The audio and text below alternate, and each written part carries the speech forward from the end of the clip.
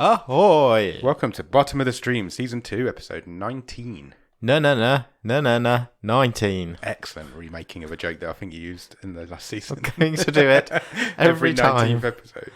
That's how you make traditions. That's true. That's very true. How are you today? I'm golden. Golden? Yeah, I don't know why I said that. What makes you golden? It's Oscar season, isn't it? Coming up for it, yeah? Yeah. Cool. You got any gossip? I know you don't like it when I say that. No, I don't like it when you say that. It makes me uncomfortable. I don't know what I can say and can't say. Say whatever you want.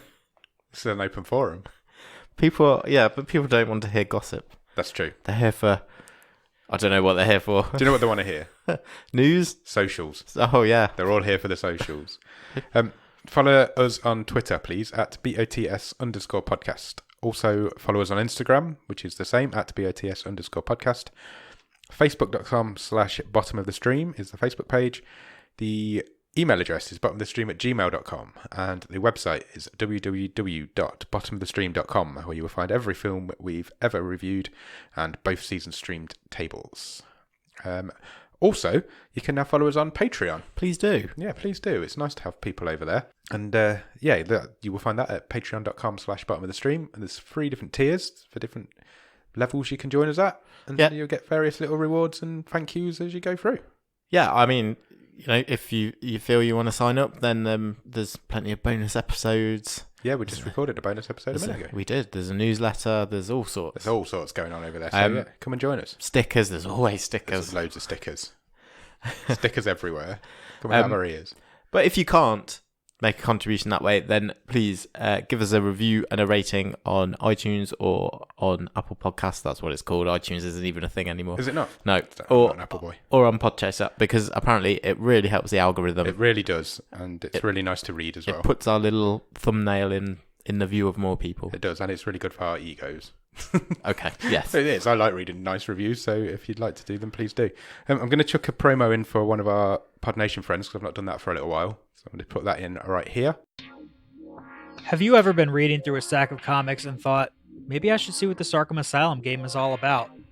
Or been playing Marvel vs. Capcom and felt like you were at a real disadvantage since you didn't know who half the characters were? Well, Play Comics is the show for you.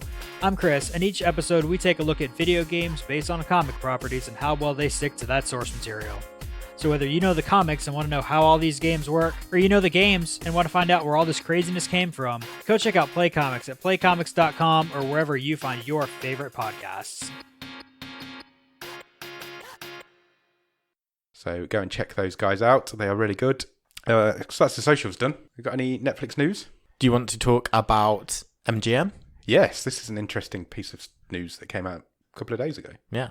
So MGM was a huge movie studio. Oh, yeah. Years and years ago. Yeah. You'll know the lion. Is it Leo? Maybe. Rory? That's the sort of thing lions are called, isn't it? Yeah. That's 2 lions. Wasn't there a rumour that lion went and killed somebody straight after it had filmed that? Really? Yeah, I think there was always a rumour that it... Is that how they got it to big roar? growl and then killed somebody. But I don't think it's... Is that how they got it to roar? They had to, taunt it with I think that's probably what the rumour was. But bit of thigh. Apparently it isn't true. Oh. It's one of these Hollywood legends. He didn't then leap out of the circle and eat that guy who bashed that gong. No, I don't think so. He didn't eat gong guy. Anyway, what about MGM? As we said, they're no longer a proper movie studio. No. But they still hold the rights to several franchises. Yeah. James Bond. Yeah. Not that you'd ever seen one. No. All the Hannibal Lecter films. Really? Yep. And do you remember, so in the 80s, there was a company called Orion Pictures. Yeah. And they went bust as well, but all of their stuff is under the MGM umbrella as well. Really? So that's RoboCop, loads of other stuff in it. I think the Rocky films as well. Oh, right. Basically, to cut a long story short, Netflix and Apple are sort of bidding against each other? Yeah. Right. The tweet I read made it sound like they were working together, but I thought that sounded wrong. No, I think they're because they both want this back catalogue for their respective streaming cool. If services. Netflix can get that, there'll be loads of cool stuff coming. So, yeah, keep your eyes peeled. Excellent. Anything else? Not news-wise. I haven't seen that. There's not a lot going on with Netflix at the minute. It's pretty quiet. It's New Year. It's a bit of a downtime for news. Have you watched anything good at the top of the stream? Yeah, I have. I mean, I think I'm just a couple of weeks behind you because man, you really undersold Medical Police. I always worry about recommending comedies because I don't watch a lot of comedy. I've got like 2 left to watch. I've finished it now. And I just think it's brilliant. Yeah, absolutely hilarious. It is really good. And I was It's tentative. ridiculous. It was completely mental. It's like, it's not quite as obvious and silly as Naked Gun, but it has parts of that sort of airplane style. And I really, really enjoyed it. Yeah, I'd recommend it highly. I finished it now, and it is really good. But I was a bit tentative because I didn't know. I'm never confident with comedy. Yeah, I wouldn't have. If I'd have found it first, I wouldn't have recommended it to you. Really? I don't think so. No. I've told you my tastes are changing. There you go. Yeah. So that was the main thing. That's 3 weeks in a row of recommended Medical Police. If you've not watched it by now, what are you doing? And then again, a bit behind you. I don't think you'd finished it last week, but we just started Sex Education. I finished it. Yeah, I have finished it. And something I meant to mention before on it, and it just I obviously went back into my brain from watching it. Is like, what do you make of the fact that it's obviously a British show? Everyone in it it's set in Britain. Yeah. Everyone is British, apart from Gillian Anderson. Yeah. Yet the setting is like Gillian Anderson's British. Part. Is she part Canadian, part British? I think so. Anyway. Yeah, the setting is basically an American high school. It's really weird, isn't it? I think it's intentional because it's of course it is. Yeah, it's a love story to John Hughes, isn't it? But yeah, it's really strange because you can't pick where it's set. No, there's no English schools that are like that. No, at all. If any Americans are out there thinking that's how English schools are, there's no English towns that are like that. No, nobody sits outside and has their breakfast in this country. No, and they're all wearing like team jackets. So like the jocks wear like football jackets, which also doesn't happen. No. But do you think that's done to like increase its international? Possibly. It's definitely a sales. Style. Yeah, I think you're probably right. It's a UK-US mishmash. Yeah, isn't it? I just find it quite interesting. Somehow it works. It really works, and it gives it a unique look, and there isn't any other shows like it out there because of that look. Yeah, I thought it was really interesting. I've got a lot of time for Sex Education. It's the diversity in its cast should be more applauded than it is. Yeah, the fact that they've got a black gay transvestite whose best friend is a white straight boy. Yeah, it's just that sort of thing doesn't happen, and his family and everybody just accept it for the norm. I've got a lot of time for that. As they should. Yes. Yeah, of course they should. But that sort of thing doesn't happen in Hollywood. Yeah. Good. I watched a film. Right. It wasn't anything to do with the podcast. Okay. Which makes a change. I watched a film called The Prodigy. Okay. Which is a horror film on Netflix, recently made or recently released. It's really good. Give me the synopsis. So it is about a young child, probably... Well, he's really young. He's playing like 6, but he's not. And he is the reincarnation of a serial killer. Oh, okay. But the serial killer is fully aware and is taken control of this child's body. And it's basically a creepy kid horror film. And it's really good. It's well worth watching. It's the kid. Was it scary? Parts of it were. There's a few good jump scenes in it. It's the kid from It. The youngest one. The one who gets killed right at the beginning of the first It. It's him, but obviously a little bit older now. But yeah, it's really good. Good. He seems to have found a niche in horror films already. That movie's kind of been a good production line for child actors. It really has. They're everywhere. You can't walk down the street without tripping over an It child. I know. They're always in the way. Finn Wolfhard pushed me over earlier. What a twat. He's in a new horror film that's coming out as well. What's he in? The Turning. Oh, right. Okay, I have seen the trailer for that. Yeah. Oh, I'm going to the cinema next week to watch a film called The Rhythm Section. Okay. Have you heard of this? No. I don't really know much about what it's about. Drums? No, it's about terrorism, I think. Right. But the reason I brought it up is because it's directed by Reed Morano, who directed I Think We're Alone Now. Oh, okay. From season 1, who is a lady director, which I don't think we pointed out in that episode. No, I think we did. Did we? Because I thought we said recently that we had our first female director. But I might be wrong. But anyway, I can't remember. That's she's directed this film, and it comes out. I think it comes out on Friday in the UK. Wow, that's good. That's I feel like we've made her. Okay, that's a bit. Well, you know, like when your favourite band plays Backrooms, and then it turns up on Radio 1, and everyone else. She seems to have made a film that's getting a cinema release. Awesome. But I've deliberately tried to stay away from it, so I don't know what it's about because I want to go fresh into the cinema and go from there. But yeah, I noticed today that she directed it. Good. I think that's all the stuff I've watched. Have I watched anything else? I have some admin.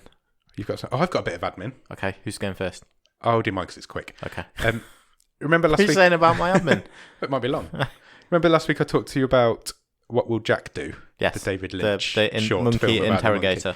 the monkey. Turns out the monkey actor is the same monkey that was in Friends back in the day. No. Yeah. Marcel. That's the same actor. Oh, what a guy. Yeah. He's obviously a lot older now. But Who says there's no longevity in Hollywood for monkeys? exactly. Oh, it blew my mind because that feels like a very long time ago when Marcel was in Friends. What a pro. That was like second season of Friends, Yeah, it I was think. like really early. So you're talking, what, mid-90s? Yeah. So he's an old monkey. Excellent. I didn't know monkeys lived that long. I knew like big monkeys did, but like gorillas and chimps and stuff. Yeah. But I didn't realize Was he like a howler monkey or something? Yeah. Yeah. But I didn't realize the little dudes lived that long. Was he Apparently greyer? they do. Yeah, definitely. Yeah, definitely. It looked like an old monkey. It's like Joe Pesci coming out of retirement. He's the monkey Joe Pesci. He is. But yeah, so that's just my little bit of admin. I should have mentioned that last week. That's a great But fact. Didn't know it at the time, so I couldn't. Small world. Exactly. Talking of small worlds. Yep. So I have some admin. Go for it. We talked about the babysitter last week. We did. And we mentioned right at the end. Yeah. Well, we mentioned at the start and I think again at the end. But there's a sequel coming. Yeah. And you pointed out that the star of The Babysitter, Samara Wiley, will not be returning for the sequel. Correct. I found out why that is. Oh, really? Yeah. Is she doing something cool? Yeah, so she was filming something else at the same time. Right. She was filming Bill and Ted 3. No way. Yeah. She's going to be in that? Yeah, she is going to play Bill's daughter. Excellent. Do you know what's really freaky? What? Do you know who's playing Ted's wife? Who? Erin Hayes. Who's from Erin Hayes? She is the lead lady in Medical Police. Oh, really? Yeah. Is this for Netflix by any chance, this Bill and Ted film? No, I don't think so. It's definitely a small band of actors in Netflix these days. Yeah. Oh, wow. Everyone's on everyone's contacts list, obviously. Yeah. Well, that's interesting. So yeah, When does Bill and Ted 3 come out? it is later this year. Do I need to so rewatch end the of other this two, year. do you think? I've not seen them for probably 25 Why years. wouldn't you? They're great. Well, they are great. Do you, the second Bill and Ted's Bogus Journey, the second one, I think is properly underrated. Really? Yeah. Need to watch them. I haven't seen them for ages. When they're playing all those games with death, fucking brilliant. So funny. I will try and search them out and watch them. I think that's got a big challenge, actually, that third one. Yeah. It's got a lot to live up to. Yeah. For a couple of 50-year-olds or mid-50-year-olds. Because they've been talking about making that for so long. Yeah, as long as I can remember. It's yeah, that'll be That's an going to be a interesting fun one. Cool. Ghostbusters and Bill and Ted this year. So, a bit of a quick question for you about Okay. the Babysitter 2. Yep. How the fuck's that going to work? No idea. 'Cause they're all dead. Everybody's in it. They're all dead. coming back, Do you think they all come back and haunt him? possibly. I hope so. Yeah, but it had like a devil manuscript in it, so maybe it will just raise them all back. Yeah. Maybe. I'm excited. It's apparently set 2 years after the events of the first film. Okay. So it's going to be... I'm looking forward to watching it. I presume that'll be a Halloween release. Yeah. Ace. I would have thought so. Good. We'll check back in on it then. Excellent. So, do you think it's time to start talking about this week's film? I think we probably should, shouldn't we? Yeah.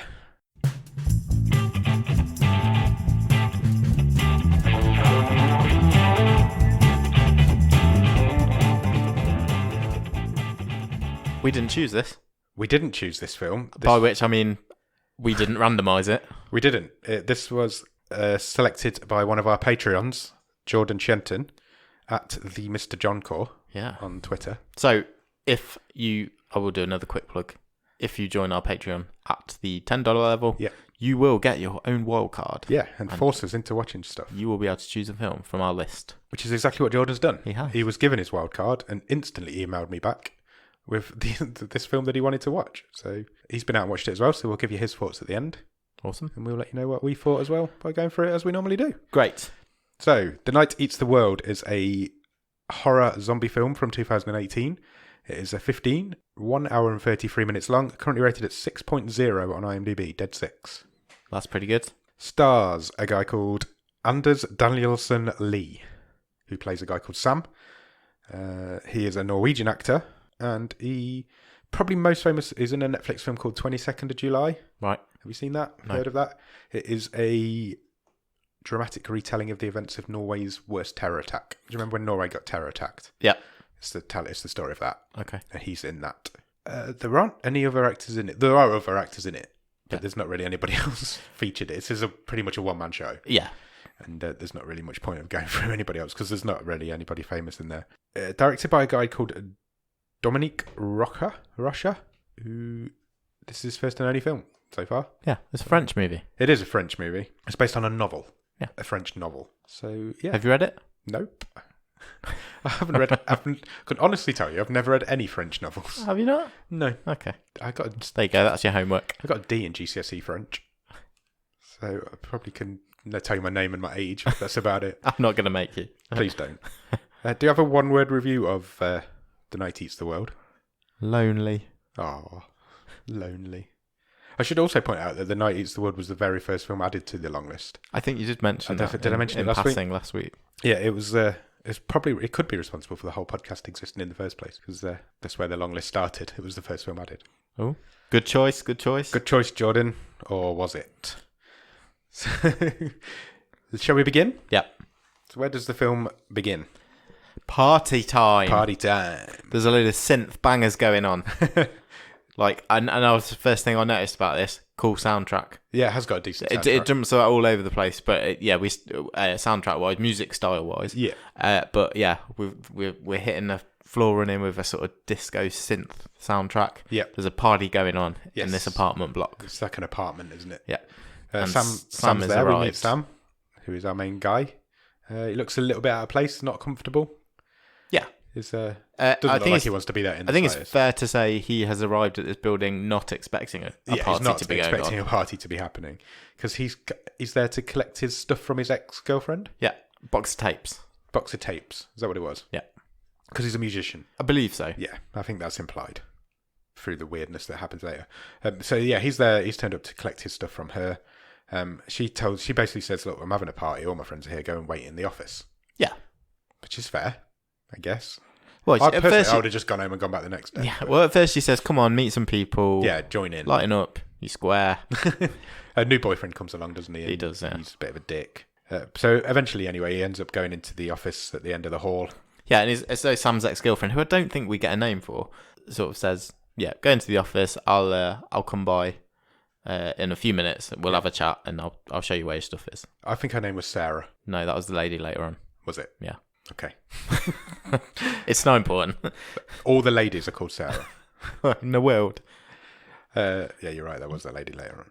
And so he ends up in this office kind of room, and he starts kind of rooting through boxes and trying to find his stuff. He finds his stuff. He finds his stuff. Finds his box of tapes. He also manages, and they are actual tapes. Sorry, I'm just going to point out they are cassettes. They are cassettes. Old school. He managed to get himself hit in the face at one point as well. Yes. So this is a rager, this party. Yeah. So as he's walking down the corridor to this office, he gets someone drops a shoulder on him and shoulder barges him into the nose. Hits him in the nose. Causes him a nosebleed. Anyway, he's in this office for a little while, and eventually he sits down because he's waiting for his missus to turn up. But she doesn't turn up, and he just falls asleep in the chair. Yeah. And we get a bit of a why he's asleep kind of montage. Yeah, because he sits down, he's in this room, you've already got the background noise, so it's a banging party. You can hear the bass, you can hear the music, you can hear people sort of thudding on. There's a nice little thing when he walks down the corridor, there's one of the doors in the frame is sort of going bang, bang, bang, and there's sort of noises, which are supposed to be like, you're supposed to think it's like, you know what you'd say? People doing the noise. Yeah, exactly. When in fact, it's probably people being turned into zombies. Yeah. And as he falls asleep, all these noises are going on. Yeah. Then they slowly turn to screams. Yeah, there's like very distinct banging noises going on, and then a lot of screaming going on in the distance as well. Yeah. And then we bang straight into a title card. This fucker just sleeps through the whole thing. He sleeps through the whole thing. He slept through a zombie apocalypse. Immediately straight out the title card, you come back onto Sam, and he's just about waking up, and the sun's out, so he slept there all night in this little armchair. And so he grabs his box of cassettes and leaves the office room because his girlfriend has obviously never showed up. And he finds absolute decimation. It's carnage. This place is completely destroyed. There's blood all up the walls, the ceilings, the floors, blood everywhere. And the twiglets have been thrown over the floor. Pringles everywhere. What else do you have at a party? The Pringles. Vol-au-vents, they've gone everywhere. We're in France, obviously. There's vol-au-vents. Very true. And he goes to... Obviously, this is a bit weird. So he goes to leave, but as he opens the door to the apartment, there's some... we meet our first zombies. Why have I said zombies again? I don't say zombies ever. Zombies. There's some zombies on the staircase, and they kind of rush straight at him, and he locks the door and locks himself back in the apartment. That's it. That's your start. Yeah. So we're all from there. So he heads over to the window. Yeah, he's trying to scope out the situation. See what see the hell's going on here? Going on? I've just woken up and there's zombies on the stairs. And outside, the same sort of situation is happening. So there's your standard post-apocalyptic movie, crash cars. There's letters everywhere. There's always a lot of leaves on the floor. Like postmen have been killed, so there's letters just sort of floating through through the streets. You know the scene. You do know the scene, but also we can see the apartment block opposite. Yeah, and there's a kind of a family in there, and they head out, don't they? They decide they're going to make a run for it. Yeah, there's a kerfuffle in the room, isn't there? And they sort of manage to fend off a zombie. Yeah, and then as you say, they make a run for it. They basically try and escape to their car or to a car, and a couple of them get in, but one gets attacked. They are soon overrun. Yeah, they're quickly overrun by zombies, and they all get eaten. And he's kind of watching this from the safety of his fifth story apartment. Yeah. And this is obviously not a good thing to be looking down on. So he decides what he needs to do is try and grab a load of mobile phones. Yeah, which is quite a clever idea in this day and age. Yeah, he's already into survival mode, straight scouting for useful things. Yeah. And the first place he goes, and it's good to see that this is a thing in parties in France as well, is one of the spare bedrooms where everyone's coats are. Yeah, all over the bed. Have your party guests, stick your coat in the spare bedroom. Yeah, and he kind of roots through the pockets and tries to get out all the different mobile phones because he figures people will have taken video. And he's right. There are videos on the mobile phones of what's happened or what's happening at the party. And he watches a few, and I think that's kind of where he got. Yeah, and there's a couple of messages in there, like a boyfriend and girlfriend. Please call me back. Oh, Carl's tried to bite me. Tell my mum I love her. That sort of thing. So after he's done that, he kind of heads up onto the roof, and there's a lovely bit of directing here. I've written this is a cool aerial shot. Yeah, it's a really cool. It's a drone shot, I think, and it's like a really high up shot of him looking down on him on the roof. It looked a bit like, you remember the first Grand Theft Auto game? It was like top down, and you could see it looked like a bit like that. And basically, it was just like checking out, scoping what's on the roof, and if there's any sort of escape out into the street, and there wasn't. And this is showing us very early on, this guy is on his own. Completely, yeah. There's no other survivors in the building or around the building anyway that we know of. But then it kind of cuts, and you go back. Or is there? Well, yeah. Spoiler. It kind of cuts, and you go back, and he's cleaning the floor. He is. A very dirty floor. Yeah, like minging. Yeah, like minging dirty. But he's on his hands and knees, like cleaning this parquet flooring. Yeah, the laminate. There must be a mop, surely. Yeah, you would think so. Why bother? Why bother? Well, he's got to make a home now, hasn't he? Yeah, but this little guy, little Sam. That wouldn't be the first thing I thought of. That floor needs a good clean. Well, it was dirty. It was filthy. And he hears kind of like banging noises from downstairs. Yep. So he wisely puts his head and his ear to the floor. I don't know how wise that was. Because suddenly a hole opens up in the floor in front of him. Right next to him. And he kind of looks down it. Yeah. And you can see an old man who's put a shotgun to his head. Yeah. Not a gunshot. Put a shotgun to his head and shot himself in the head. Yeah, in his armchair. The ricocheting bullet has gone up through the floor and nearly taken out Sam's head as well. So at this point he thinks, I'm going to go down there. Yeah, so he does. Yeah, he does. But he does not take the door and the stairs. No, because there's zombies there. Because he doesn't know what's outside this apartment. Yeah. So he takes a crowbar. Kind of, yeah. I think it was a golf club. And it was something like that. He just goes easy access. He just digs. Makes the hole bigger in the floor. I know. This seems like a lot of work. I think your insurance is out the window in the event of a zombie apocalypse. Yeah, you're not covered for zombie apocalypse. Right. Oh, it's not even his apartment, so go for it. So, yeah, eventually he manages to dig through and he gets into this downstairs apartment that is owned by this seemingly old couple. Yep. They're both dead. The other person, I'm going to say woman, but it could be a man. Could be. He is covered in a sheet. It's French, after all. Yeah. He's covered in a sheet. Yes. So I presume the old man shot her or him and then shot himself. Yeah, I think you're right. And Sam basically just ransacks the place. He's raiding the kitchen for supplies. Yeah. Looking for food. Yeah. Tinned goods, etc. Yeah, but he's got, like you said earlier, he's gone completely into survival mode straight away. Yeah, good skills. He takes the shotgun as well, because obviously that's useful. Yeah. Finds a load of shells. Yeah. And he's kind of looking out the window again, and the zombies, it appears that the zombies kind of stay dormant until they hear a sound. They're all just standing there doing nothing. Yeah, it's kind of like they're at a silent disco. Yeah, they're just kind of mooching around. Yeah, just sort of But swaying. as soon as they hear a noise, that's when they kind of activate and come running. So if you're really quiet, you can just walk past these zombies. Yeah, because they're fast. When they see you, they go fast. They're not old-fashioned, old-school zombies. No, they're not. They're not. Not ambling. We don't get films with ambling zombies anymore. No. It doesn't happen.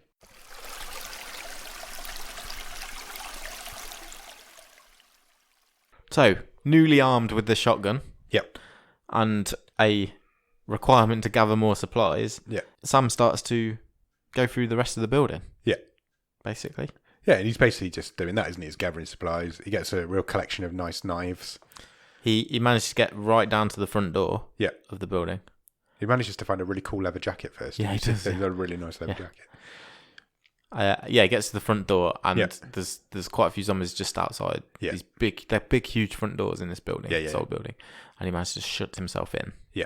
So this is his world now. Yeah. He can't get out, can't stay in. Did we mention the family of zombies that he met? No, I think that's next as he's going. So he's going through this building, going apartment by apartment, basically. Yeah. And he goes into this apartment, and there's like a mum, dad, and child zombie in there. So he runs out and escapes them, but he marks the door with a cross. He has quite a close encounter. Yeah, with them. Really close. He steps into the apartment. Yeah. Starts to look through it, and then they all run around the corner at him. Yeah. So he narrowly escapes the dad zombie. So he locks the door and marks it with a white cross, which I presume means don't go back in there. Yeah. There's proper zombies in there. And then he kind of heads into the next apartment, and this is clearly a child's bedroom or a teenage boy's bedroom, because he manages to find a paintball gun. He does.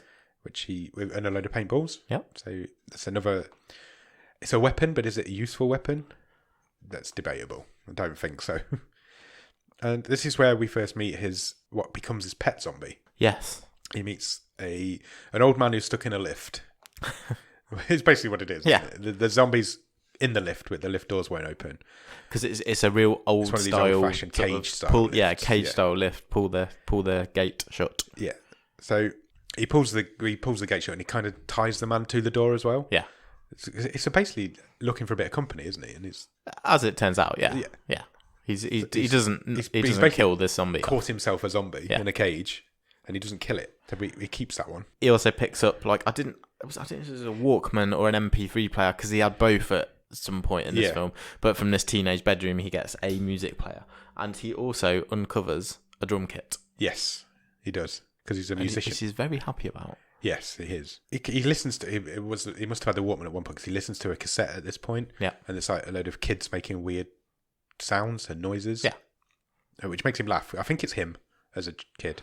I think it was some of his tapes. Yeah, with him as a kid. Yeah. So he makes a bit of an inventory of what he's got, and he has a bit of a rock out on this drum set. Yeah, so it's not I was going to call it a montage, but it's not. It is a couple of scenes. So you get his nighttime routine as he builds a fire, he sits and listens to these tapes. Yeah. And then by day he's still scavenging the apartments, and he's putting his inventory together. And he's playing some drums. Yeah. What happens when he plays the drums? All the zombies come running. Yeah, sure do. Because they're listening for noises. So he brings them all to the apartments. So they're all kind of queuing outside the door to get in. Yeah. And he starts taking pot shots at them with the paintball gun. Yeah. He shoots them in the face. So there's a lot of this movie is, I want to say dreary, but on purpose. So it's trying to show how quickly this person in this situation gets into a boring daily routine. Even though he's in this extraordinary situation. So he's making soup. Yeah. And he's eating his lunch like anyone else would do. But you still have to do these things when you survive. And he's doing the cleaning and all that sort of stuff. But then he's going and lying at the windowsill because he's found a scope as well. Yeah. He's attached it to the paintball gun, and he's taking pot shots at zombies. Yeah. Just not killing them, just shooting them in the face with paint. No, but he is marking them off. Yeah. Because he had a load of Polaroids. Yeah. Which he'd pinned to the wall. And as he marks them with the paintball gun, he was crossing the Polaroid off. Were they party goers? They must have been. I presume maybe they're people that his girlfriend knew. Yeah, I'm presuming I was reading between the lines, but I'm thinking they were at the party. Yeah. Sometimes people take Polaroids and cameras at parties. and that's what he was doing. I think so. It's not important. No. I think that's what he was doing. Yeah. He's trying to keep himself busy, isn't he? That's the point. That's what Basically, yeah. He's getting a bit stir crazy already. At this point, he realizes that the people who he's left downstairs, the old couple from downstairs, they're starting to pong a little bit. Yeah. They're a little bit whiffy. So he goes back down there and he briefly debates throwing them out the window. Yeah. Which is an option. It's all about survival. And it's not very respectful, but do you talk about respect during a zombie apocalypse? I don't know. But he decides not to, and eventually he wraps them up in sleeping bags. Right. I'm going to stop you there. Okay. They're still going to smell. Yeah. 100%. If you were in this situation, yeah, would you throw them out the window? Yes. I think I would as well. Yeah. You've got to get them out. Because if I'm living in this place for hopefully a long time, I don't want to be smelling dead people while I'm cooking my soup. No. Yeah, there is... I'm not sure a sleeping bag's going to cut it. No, because he put them in sleeping bags, put them on their bed next to each other. Yeah. But then he sealed the door with duct tape. Yeah. I don't think it's going to work. I might be wrong. I don't think duct tape's going to hold in the smell of two dead bodies. He's got a hole in his floor down to their apartment.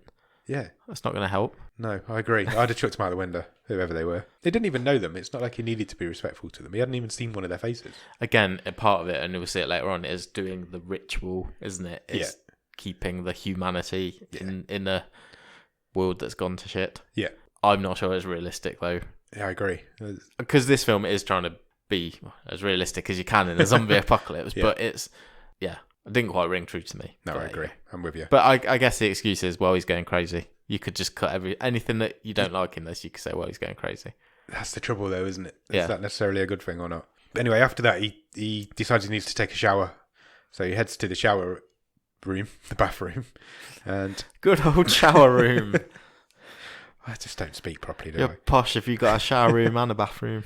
It's got a toilet room as well. Yeah, toilet room. You can't beat a good toilet room.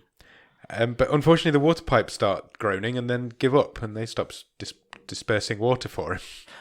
I did like that about this. So little cues like that in the sound, and there was a few times it happened. Yeah. So you hear that noise, and you're like, oh, is it a zombie? Has a zombie got in? Yeah. No, it's just the pipes. Yeah.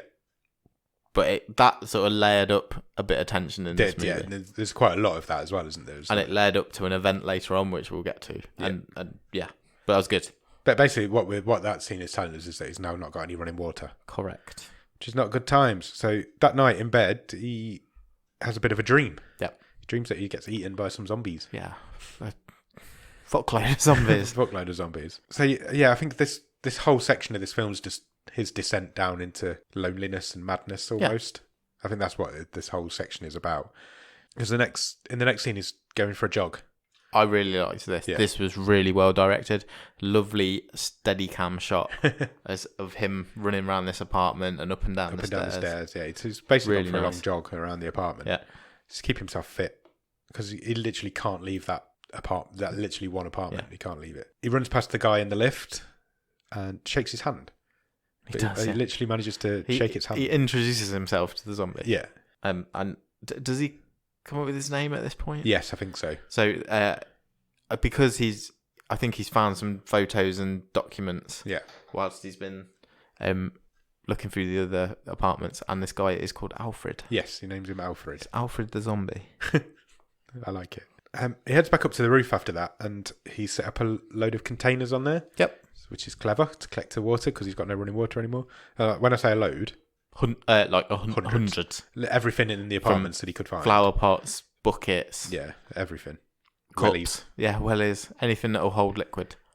And he's got hundreds of them up on this roof. So and then he goes back down again and he speaks to Alfred again. And this is where he starts telling him about, because there's hardly any vocabulary in this film, or vocals in this film. Dialogue. So this actually, when he starts speaking to the zombie, it almost made me jump because I'd forgotten that. I've forgotten one that it was all in English. Which was he speaking English or was it dubbed into English? I'm not. No, I think they're English. I think I have a feeling. I was expecting this to be in French. I have a feeling they might have done a couple of versions. Oh, do you think? Yeah, that makes sense. I do. Yeah, it definitely wasn't dubbed. It didn't hit me till now. I was like, no, it wasn't dubbed. It definitely wasn't dubbed. But I was expecting it to be in French, and it isn't. I wouldn't be surprised if there's a French language version of this as well. For the same actors? Yeah. Yeah, maybe. Yeah. And so Sam has a chat with Alfred, and Alfred's not very talkative. No, it's not. Um, bit of groaning. That's about it. But Sam, the first things he says are exactly what you would say in this situation. Yeah. He says, "Do you think there's a cure? Yeah. What caused this? What's going on?" And then he sort of bemoans the worst thing about it is that he doesn't know what's happened to his loved ones. Yeah, because he can't get to them. Yeah. Because he's stuck in this apartment. And, obviously he's pretty sure they've met a similar fate to old Alfred here, but he sort of bemoans not knowing There's no way he can possibly what's happened to his mother. Yeah. Yeah. It has a nice line because that scene cuts on him saying, "Dead is the norm now, and I'm the one who's not normal." Yeah. I thought that was a really nice little bit of dialogue. Then he just goes back to his everyday life. He's taking more pot shots at zombies with his paintball gun. He sees a cat. Yeah. Across the street, there's a cat walking across the street, which he tries to catch because he wants a pet. He wants some company. Basically, he wants some company. So he kind of goes to the door of the apartment and tries to encourage this cat to come in. This cat is not gone hungry. No, it's massive. It's a big old unit. It's a big old fat cat. Which is probably why he didn't want the food that Sam was offering. Yeah, probably. Because it wasn't interested. Cats will eat a person? Yeah. No, they will. I'm telling you, they will. Yours will. Oh, yeah. There's dead people everywhere. He's probably fine. Full up on... Cats are going to be all right in the human zombie apocalypse. Yeah. But he decides he's going to go out and try and chase it. This is the first time he's been outside. Yep. And the reason he's going is for this cat. Now, I don't know how long time-wise has passed in this. You don't really get a good indication of how long's passing. The only indication you really get is that he is marking days off on the window. Yeah. But you only glimpse that really quickly. Again, what you said about the leaves. Yeah. So there are more and more leaves outside. So I think we're going through sort of autumn. There's definitely a long time passing as this film's going on. Seasons go past. Yeah. That's the length of time that's covered by this film. But as he's out looking for this cat, he manages to get himself trapped in a car. Yeah. So he's trying to entice this cat, and he is sort of jumped on by a couple of zombies. So he quickly escapes into a car. Yeah. And it's not the safest move. Tries to kind of fend them off, doesn't he? Yeah. And he does. He manages to crawl into the back seat and get away. Get out of the back door. And he gets back to the apartment block and manages to lock himself back in again. Yeah. And it's basically what we're being told, that escape is futile. You're not getting out of here. He goes straight back up to the window, looks out. Bloody cat's brushing up to a zombie. Yeah. Bloody cat. So he takes the gun. Yeah. Now, I wanted to ask you about this. He definitely shoots the cat. Did you think he did? Yeah. Wow. I think he's really angry at this cat, as the cat's nearly killed him, so he shot the cat. Yeah, or he's tried to. I think you're right. Because he's never tried to shoot a zombie before, not with a shotgun. Not with a shotgun. I was going to ask you that, if he'd done that. Which is dark. Yeah, really dark. It's that stupid cat. But then he puts the shotgun to his own head as well, doesn't he? Not quite. So he potentially shoots the cat. Yeah. And then he sort of turns back round, and we realise he's actually quite injured. So he's cut up all his wrists and onto his legs. Yeah. And I don't think... He was grabbed at one point. Yeah. We didn't specifically see him being bitten. No, I don't think he was bitten. But I was pretty clear he hadn't been. Yeah. But Sam doesn't know himself. Yeah. So he then sort of cleans his wounds, basically. But he thinks, obviously, there's a chance he has been bitten. Yeah. Or infected. Because as night falls, he goes to an armchair. Yeah. And basically puts himself in the same position as his neighbour downstairs. Yeah. With a shotgun under his chin. Yeah. But then he kind of falls asleep. Yeah. And the shotgun goes off. Yeah. But misses him. Just goes, misses the side of his head. For the second time in this movie. Narrowly. I'm pretty sure he'd be deaf now. The shotgun's gone off right by the side of your head. Yeah. A bit of creative license I didn't see the point in that film, but in that section. Well, because it wasn't tense, and it wasn't particularly funny. No, either. But the funny would be out of place anyway. Yeah. But yeah, it goes off right next to his head anyway, and doesn't shoot him, and he seems to be all right from it. And basically, he's just his descent into further madness, isn't it? And he decides he's going to have a bath. So by now it is winter. Yes. It's colder. You sort of get a long focus on his stomach because he's lost weight. Yeah. And he's sort of scanning the other buildings over the way. Yeah.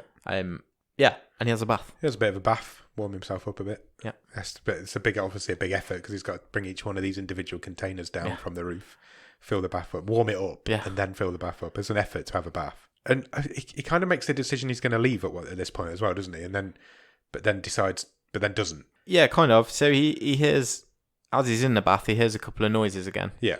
And by this time you're like, oh, well, what is it? Is it the zombies outside? But he sort of looks out the bath. Yeah, there's no one here. And then, he sort of ventures outside the next morning. Well, or in the next couple of days, because his supplies are very low. And he can't really see any zombies out there. Yeah, because he goes back to Alfred, doesn't he? And he's talking to Alfred again, and he says, I haven't seen any of your kind for days. Yeah, he says, we're both alone. Are we both completely alone now? Have they left you? Because he's kind of teasing this zombie, isn't he? He's kind of... He's drunk by this point. Yeah, he's drunk. So he's walking around with a bottle of Plonk whiskey. And he's kind of saying, they've all left you now as well. Yeah. It's not just me that's been left, you've been left as well. And actually, he's not very nice to Alfred because he pours a load of this booze on him. Yeah, kind of chucks it at him, doesn't he? Yeah. He's basically taking his frustrations out on him and bullying him. So he plays the drums again. He plays them hard. Like, really, open window. Yeah. Right at the window. Rocks out hard on the drums, just to see if any will turn up, I think. Yeah. And some turn up. Lots and lots. Like the most we've seen. They're climbing on top of each other. Yeah, it's almost like World War Z kind of scrambling over each other to get to him. But they can't. They can't get him. And he knows that. Yeah. And he's completely safe in this apartment complex. It's like a fortress, and he knows that. But then disaster happens. Well, he goes back first. He goes back and he apologises to Alfred in the lift, which is quite that is quite funny actually. Yeah, quite touching. But then, so it's kind of nighttime now. He's in bed. Yeah, and he hears some noises coming up the stairs or towards him. Yeah, and he doesn't wait to see what it is. No, and we're not clear. Is this another dream like we've seen earlier? Again, similar sort of sequence? Is it plumbing? Is it the zombies knocking on the door downstairs? We don't know. He doesn't know, so he decides what I'm going to do is I'm going to shoot this door, shoot the bedroom door with the shotgun. Fucking Oscar Pistorius is just going this to say that. bitch, doesn't he? He does. Oscar Pistorius is the door, and also a bit like Oscar Pistorius, there's a girl on the other side. Wow, we're being controversial. There's a young girl on the other side of the door who's now got a belly full of holes. Yeah, because she's literally riddled with them as well. So he goes out there and he brings her into the bedroom, doesn't he, and helps her. And he kind of lays her on the bed and lifts her top up, and she's like a cheese grater. She's got so many holes in her. Yeah, and he. She's a colander. She is, and he kind of gets some tweezers and he's kind of picking each bit of shrapnel out. This seems like a futile effort to me. I don't think she would have survived that. Well, she quite passes out quite. She does pass out from the pain quite quickly, but in the very next scene, she's up and about and she's fine. I've written she is dead. I've written underneath it she is not dead. Psych. It did look like she'd died as he was pulling the shrapnel out, but she did survive it. I don't know how she survived it. There would have been bits of door and everything embedded into her. But bearing in mind they've got no medical care, there's nothing out there other than what's in this apartment. But she survives with seemingly no issues whatsoever. And they kind of get along at the start. She says she's met other people like him. Yeah, people in other apartments across the city. Has he stayed still for all this time? She's been moving, but she sticks to the roofs, so she's like moving roof to roof of buildings. Yeah, she says, I've never stayed in one place for very long. Yeah, and she tells him his apartment is not safe now. Yeah, because of all the noise that he has made. Because he's made so much noise. And he introduced her to Alfred at one point. Yeah, which freaks her out completely. That's quite funny because she thinks it's weird. Yeah, well, it is weird. Guy's got a pet zombie. And he's made a song, hasn't he? He's got... So he is. You see it earlier in the film. As you say, he's a musician. So he has created out of sort of household objects. He's a load of percussion, basically. Yeah. So he'll put one of these tapes on and he'll sort of play along to it. So, but he's using bottles. He's using a cheese grater. Yeah, he's got bits of everything. Just to make a bit of noise. All sorts of stuff. Quite creative. Yeah, it's quite creative. It's like he's in Stomp. Yeah. Is that still a thing? I don't know. Maybe. But so he performs that for her, and she kind of joins in as well. A little bit. She does a bit of singing. She does a bit of a sing and play along. But because there's now two of them, yeah, they're running through the supplies too quickly. And they are very, very low. So what does Sam do? He heads back to the room that he marked with the white cross earlier with the zombie family in. And he takes them out, but he takes them out through the door. Yeah. So there's already a hole in the door, or he makes a hole in the door. No, he makes one. Oh, does he drill it? I can't remember. He makes a hole in the door, and then he puts the shotgun through and shoots all three of them. He takes them out, even the kid. Yeah. And he takes all their food. Yeah. So he's got like shopping. He comes home with like shopping bags, but when he gets there, she's not there anymore. She's kind of cleared off, and he heads up to the roof, and she's on the roof. She's up on the roof. And she says, "Look, I'm ready to leave. We need to get out of here. There's no point of staying." Because they kind of disagree, don't they? She's all about leaving and saying there's no point in leaving, and he's all about staying and saying there's no point in staying. Yeah. There's no point in leaving. And they don't understand each other. They're completely opposite. They're on completely opposite sides of the fence on this one. She kind of walks away from him. Yeah, they kind of just part ways, don't they? Yeah. And I got the twist. There's a twist here, and I got that at this point. I don't know if I should have got it earlier, but I got it at this point. Turns out your first note was correct. So my next note is she was always dead. She was dead all along. Double psych. I don't know. Should I have got that earlier? I don't know. I felt a bit silly because I was it like, seems obvious. She was. When he shot her, I was like, well, she is definitely dead. Yeah. And I was glad that she died, because I thought it would have been quite cheap to bring someone. I was enjoying it just being him. Yeah. I was like, oh, this is going to cheapen it a bit to me if he's going to meet someone. I don't know. I just wasn't up for that. Yeah. And then they pulled this double twist thing, and I'm not sure if I liked it. Yeah, I know what you mean.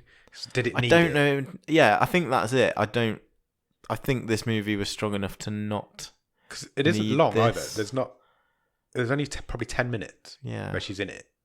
It's not long. And she's really good, I thought. Yeah. A really good performance by the actress. And they had good chemistry. But I just don't think this needed it. I think you're right. And although I didn't see it coming, it seemed too obvious after the fact. And I totally get why she's, the metaphor is it's him talking to himself to decide to leave. Yeah. That is what's happening. Yeah. All through this sequence. I don't know if it felt kind of flat a little bit. Yeah. I think. And anyway, he kind of realizes at that point as well, and he heads back to the bedroom where she died, and she is still lying on the bed where he'd left her. Yeah, she's very dead. He kind of realizes that, and he finds her. She's got a camera, and he finds her camera. Yep. And there's loads of like family pictures on there, but then there's some pictures of him from a distance. So she obviously knew that he was there. Yeah, she'd been watching him. She's also got a load of climbing gear. Yeah. So like ropes, grappling hook. Yeah, all sorts of. So she obviously was. Yeah. Going across the room. So I'm thinking he's already looked through the bag and he's made that up in his. Yeah, he's put all that together in his head. So what he does at this point is he gets all of his cassettes. Yep. And he sticks them in a bath. He does. And he sets them on fire, which seems really dangerous. God, it was a good fire. They went up really nicely. They would do. It's like, but it would have stunk, and the fumes going off it would have been horrendous. All that burning plastic. Yeah. And I think this is his decision to leave, isn't it? And it is. He goes and unties Alfred and releases him from the lift, but Alfred doesn't attack him. I quite like this. Yeah, Alfred. It was sweet. It was sweet. It was sweet. And Alfred kind of follows him upstairs. And he led Alfred back into his old apartment. Original apartment. Yeah. And just kind of leaves him there. Yeah. Shuts him in. And all of a sudden the fire alarm starts going off. It is well loud. It made me poo myself.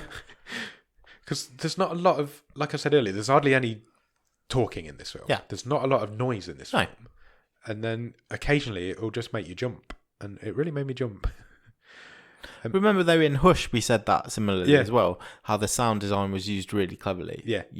The power of silence, and then it is interrupted by something really normal, like a fire alarm, or there was a fire alarm in Hush as well, pot of coffee, or yeah. Kettle coming to a boil, and it does made me bob myself as well. Yeah, but obviously this fire alarm reignites the zombies that are outside. Or not ignites them, reactivates them. It does. And they start going wild, and eventually this time they do manage to break the doors in. Yeah. Of the apartments, and they're in. They get in, basically. He manages to shoot 2 of them. He kind of freezes a bit on the stairs. It freaks him out completely. He was never expecting them to get in. No. And when they did get in, he didn't know what to do. His fortress has been penetrated. Exactly. So he manages to lock himself in the lift. Yeah. Which was a nice twist of like a turnaround Yeah. of the humans now in the lift and the zombies are trying to get him. But obviously every time you're in a film and you're stuck in a lift, there's always a hatch. Yeah, of course there is. And he manages to get... Have you ever been in a lift and looked up and thought, there's no hatch in this lift, I don't know what I would do. But he manages to get on top of the lift and he climbs up the shaft a little bit. He gets into the upstairs apartment, the one that he was in earlier where he was cleaning the floor. Yeah. And he manages to confuse the zombie by wrapping it in a curtain. He does. And it really freaks it out. It's just walking around like, I don't know where I am. Yeah, so the zombie's like listening for him. Yeah. But it makes no attempt to take the curtain off its head. No. So they're not clever. No, they're not. But they're not completely stupid either. So anyway, he kills it eventually because he hits it with a lamp a couple of times. Yeah, then he puts a settee on it. Yeah.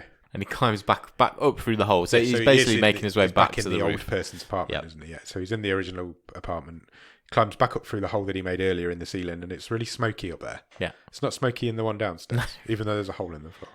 Also, the fire alarm stopped going off. Yep. Because it was really annoying. Which and I don't definitely think doesn't happen in real life. No, I don't think the filmmakers liked it. This was probably my favourite bit in the film because he's walking through this apartment and it's really smoky and the zombies can't see him.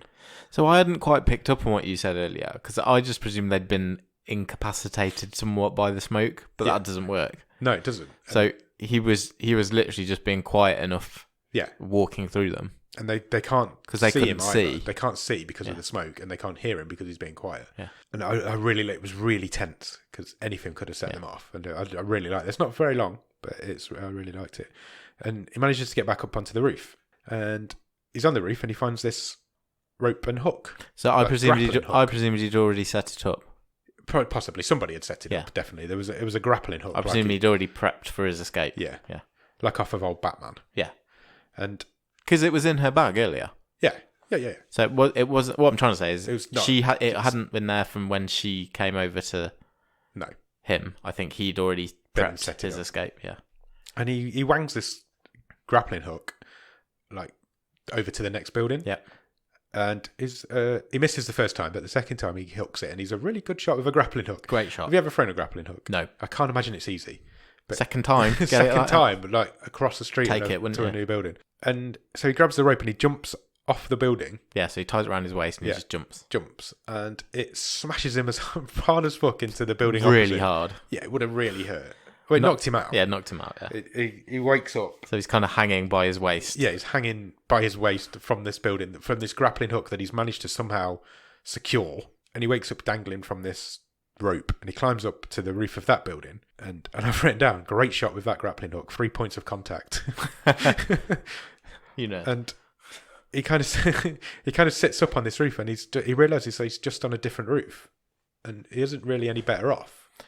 No. But also there's access to more roofs. Yeah.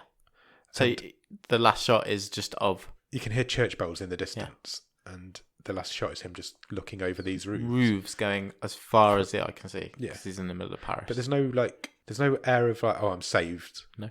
At this. This is just me progressing to another chapter of my life. I'm out. Yeah. I'm not in that building anymore, but I'm also very far from safe. Yeah. And then the film ends. What did you think? I enjoyed it. I did enjoy it. It wasn't what I was expecting it to be. It's not without its issues, but I enjoyed it. It's got issues. I think I was expecting more of a traditional zombie film. Okay. And that isn't what this is. Far from it. No, it's very much a character piece. It's a character study. It's a one-man study. That's my phone battery about to die, which is not good. Oh, I know my question. We're all good. Yeah, it's not a zombie film. Although there are zombies in it. It is not a traditional zombie film. And I think that's what I was expecting. Yeah. Which, don't get me wrong, I'm not upset about it. It was a really good film. It's a really nice character study. It just wasn't what I was expecting it to be. Yeah. Was the lead actor called again? Oh, sorry, I've completely forgotten. So have I, and my phone battery's just died. Just as we'd finished reading through the notes, so I can't tell you. He was great. Yeah. Danielson Lee. Danielson Lee. I thought it was very good. I did enjoy this because it was a bit different. Yeah. You know, you think you'll get, like you say, you think you're getting one thing. First 10 minutes, you think, oh, is this 28 days later? Yeah. And to have something just set on, you know, you call it a bottle episode almost if it was TV. Yeah. He's in these few rooms that he's got and making this his whole world. Yeah. I really liked it. I had a lot of time for it. I was disappointed when it ended, so I must have enjoyed it all the way through. I was a little bit disappointed with the ending. I liked it. I liked the ambiguity of it was very much a there's downbeat a world ending. out there now, and that you've got to try and survive in.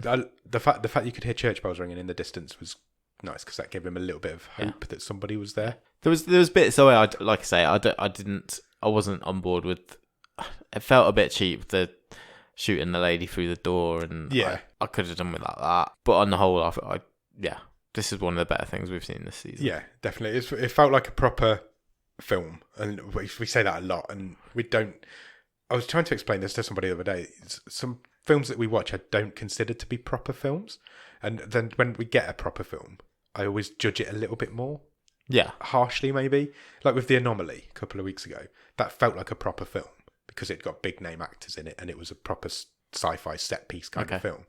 So I feel like I maybe judged it harsher than I would have done a film like... It was terrible. No, it was terrible, don't get me wrong. But then you've got a film like Hush, which is just, very much like this, which is like a one-person... doesn't feel like a proper film, you know what I'm saying? It's like, you wouldn't go... I don't know what I'm saying. Could be a TV thing. Could be a TV Hush could have been a TV movie. I can't imagine myself going to the cinema and watching Hush. Right, okay. Because it's not a big, epic film. But it could with a film like The Anomaly. Right.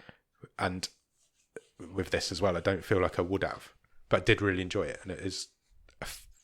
I wouldn't say it's fun, but it's... It's not without humour. No, it has some humour in it. You know, when he's like shaking hands with Alfred. Yeah. And sort of a couple of those interactions, they're quite nice. And it's not overly bleak either. I didn't... I've seen bleaker. Yeah. On this podcast, we've seen bleaker films, definitely. And that's what I thought I might be getting, is something really, really bleak. And it was not as a downer as I was expecting. Yeah. So it's a difficult one to talk about because it's not an upbeat zombie film. Oh, no. And it's not an action zombie film. Not at all. And it's not downbeat enough to be a downbeat horror thriller kind of film. So it's somewhere in the middle of that. Yeah. And it's a character study, isn't it? It's a one man's descent into loneliness and madness. Is it even a horror film? Does it? No, it's not a horror film. But it's got zombies in it. Does that make it a horror film? Or is it just a film that happens to be set in zombies, in a zombie apocalypse? There's no, like, big, gory zombie moments, though, is there? There's no, like, entrails all across the floor. No, there's none of the bits that make you jump are from zombies. No, the zombies are almost They're secondary. from plumbing. And the zombies almost don't even need to be there. The zombies is like a secondary element to the film. There's no, like, big zombie set piece. Like I say, with entrails across the floor, or somebody getting eaten, or somebody getting ripped in half. There's none of that. Yeah. It's just this story of this one man's descent into crippling loneliness and what he does to combat that, and to the point where it sends him insane. Yeah. At one point, sends him insane. But at the same point, that bit with the girl isn't long enough for it to have any sort of impact. It did feel a bit tacked on, yeah. It did feel tacked on because it only lasts for about 10 minutes. Yeah. And does it take anything away from the film? Possibly. Did it need to be there? Yeah, I didn't have a good reaction to it as it was happening. No, I agree. I didn't see the twist coming, but when I saw the twist, I was like, I don't know if that was necessary. I think it was strong enough as a movie. Just he was a strong enough lead. I just don't think it was needed. I agree. I think I would have rather not seen any more humans in it, to be honest. Yeah. Do you think Personally. adding an extra character cheapened it then? Yeah, I personally, I agree. I didn't need that. Nor me. Yeah. It's an interesting one, that one. Yeah, have you got what Jordan thought of it? Because I think he sent us a message, didn't he? He did, so I do have his feedback. So, okay, go for it. So Jordan says, I used the wildcard as soon as I saw that this film was on the list. It is a dark and lonely film that is basically Castaway set in France with zombies. I think that's a good point, actually. That's a great point. So you've got Alfred the zombie, basically playing the role of Wilson the volleyball. But Tom Hanks keeps his shit together a bit better than this guy does. Castaway's got a bit more of a happy ending, hasn't it? Yeah. A bit more of a Hollywood style ending. So Jordan continues, the overwhelming loneliness that affects the main character is something I've never really seen in films before. I can't wait for you guys to cover it. This is easily one of my favourite zombie movies. Wow, that's a big statement for a film that we've just said isn't a zombie movie. No, I said it's a horror movie, as it is a zombie movie. It's not a traditional. Jordan hasn't seen any films though. That's true. I probably hasn't seen any zombie films. So I'll go get that dig in there. um, If you want to hear his, sorry, just going off on a Go tangent. for it. If you want to hear his dulcet tones, then check out our bonus episode, which we released on Christmas Day, which indeed. was us talking about our favourite films. And if you want to hear his dulcet tones more often, subscribe to the Grief Burrito podcast. That's 'cause right. They are brilliant, and they need all of your ears. Send me your ears. I would question whether it is a zombie film. It's a zombie film. It's got zombie. Is it though? Yes. In the traditional sense, it isn't a zombie film because Which is? it's a film with zombies in. I said, is it a horror film? No, and we've established that it isn't. It is a zombie film. I'm not so sure. Okay. It's a film with zombies in. I wouldn't. You can sit there on your wrong side of the desk. That's fine. What I'm saying is there isn't any like I said, there's no zombie set pieces. If you're going into it expecting that sort of zombie film, it's not what you're getting. Yeah, you could have this. If you're expecting the French Shaun of the Dead, Take you're your not getting that. Or your the French Night of the Dead or whatever they're called. take your zombies out and say a massive tidal wave has engulfed Paris, Exactly. and he can't get out of the apartment. Yeah. Fine. Yeah, It's the you same could do thing, the same isn't it? story. Yeah. Zombies are more realistic though Yeah. than a massive tidal wave, probably Really? in Paris. Yeah. Well, yeah, that's true. Cool. Do you have a trivia question? Yes. Go on. I think it's my turn to go I first, think isn't it? is. I thought this was difficult to come up with a question for this. It film was because one of the more tricky visually, ones. there's not a lot there either. I thought I was maybe a bit harsh on you last week. Okay. I'll give you a really difficult question. Yeah, it wasn't even about the film. So, well, it was, but you just needed additional research. So, I'll give you a really easy one this week. I've got an easy one for you this week as well, I think. What's the score again? It's 5-4 to you. Great. You knew that. So, can you tell me when Sam enters the party at the start, he meets up with his ex-girlfriend and is introduced to her boyfriend? Yeah. What is the new boyfriend's name? I don't know why, and I'm positive it's wrong, but a name jumped straight into my head then. Go for it. It's probably a good enough reason. It's definitely not. Is it Carlos? That's not a bad guess. No, it's not. Can I have another guess? Yeah, I don't know why, but yeah. Serge. No, you're going too Spanish. I know. I don't know why. It's Mathieu, Oh, no. which I believe is French for Matthew. Really? Yeah, I think so. Damn it. Good effort, though. Carlos Good effort. just jumped straight into my head as soon as you said what was his name, and I don't know why. You got to go with your gut sometimes. Yeah, sometimes you do. I think mine's too easy this week, but like I said, I found it really difficult to come up with one. So right near the end of the film, Okay. Sam ties a rope around his chest and jumps off the building. What was the colour of the rope? Do you know what? It's really. I nearly had so that. much. I nearly had I it. hate you so much. And then I decided to go with Mathieu. It was red. It was red. How would you keep predicting the question? You're not getting them right. You're just predicting the questions I'm going to ask. Hello. It was 6-4. Yes. How many episodes have I got left? 6.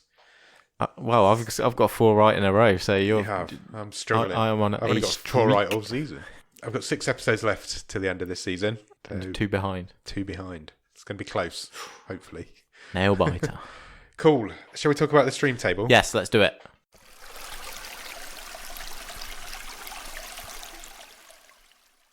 What sort of area do we need to be looking at, do you think? Should we go from the top? Top half, I think.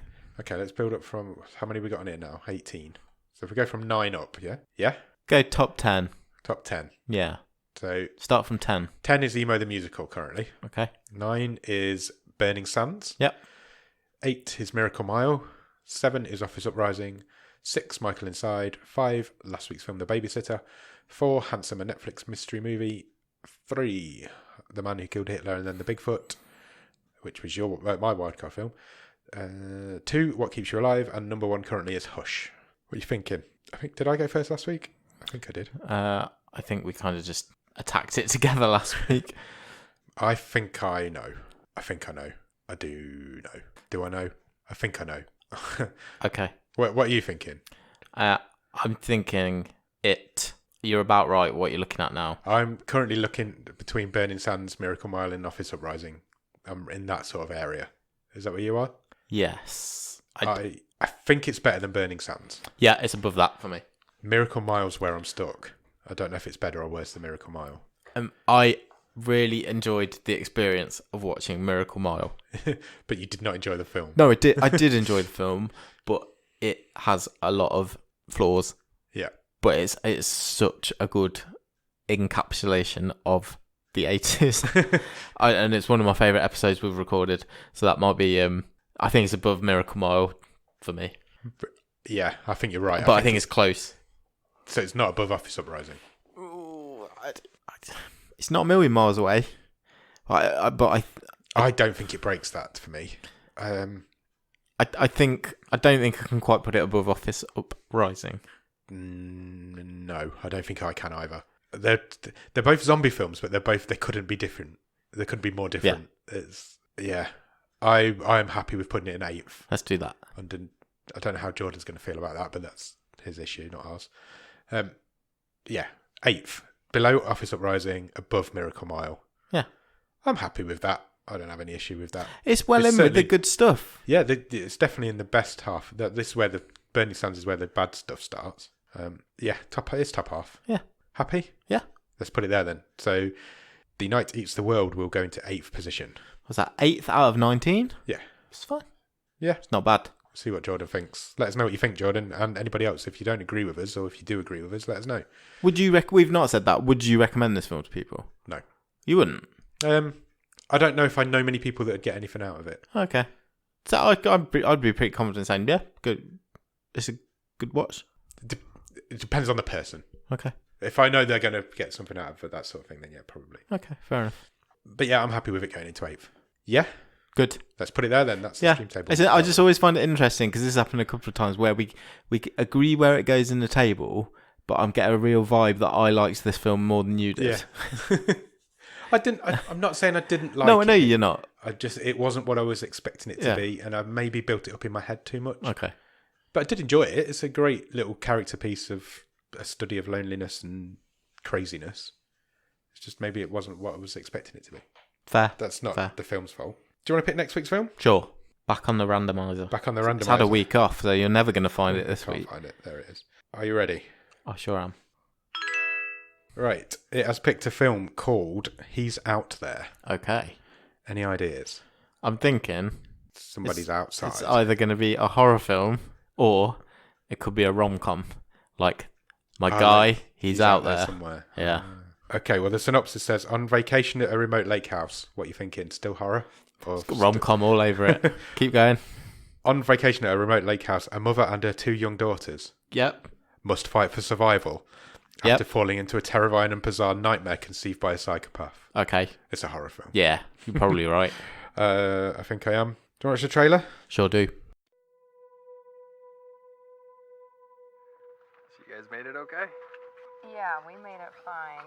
Hey, girls, it's your dad. He's on speaker. Hi, Daddy. Hi, Daddy. You better be calling from the road.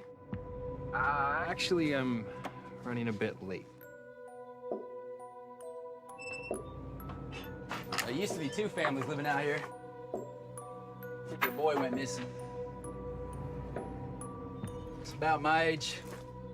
Name was Johnny. The crow laughed out loud and said, "You silly little rat. Don't let the darkness hear you talking like that."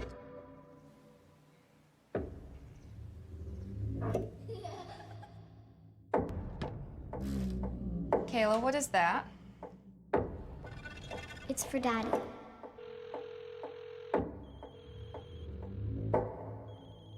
Laura? Maddie? Maddie? Hey guys. It's late. Can we just prank me tomorrow?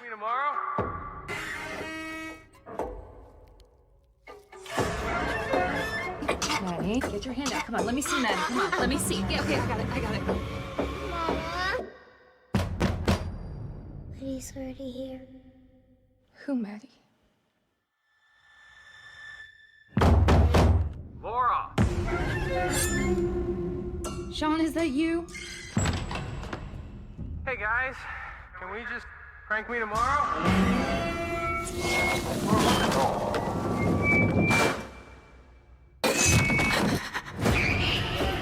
Mommy, he drew us. He drew us. Mama? Mama?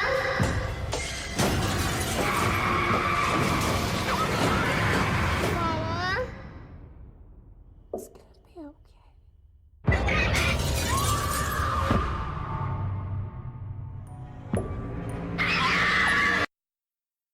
I love films with masked psychopaths in. I'm excited. Did I not hear about another Friday the 13th remake? It did look a bit. It's definitely in that sort of guise, isn't it? Okay. So yeah, go out and watch He's Out There this week, and we'll be back next week and we'll talk about it. Cheers. Thanks. Bye.